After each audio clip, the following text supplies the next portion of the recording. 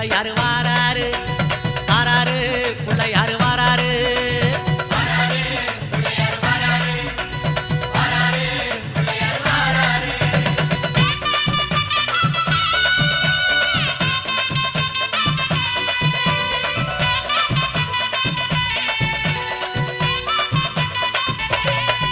அம்மாவேல் பிடித்த தம்பிக்கு தான் அண்ணனாகி வாராரு வெற்றி காணும் துதிக்கையினை தூக்கி கொண்டு வாராரு வெள்ளையான உள்ளங்களில் வீட்டிருக்க வாராரு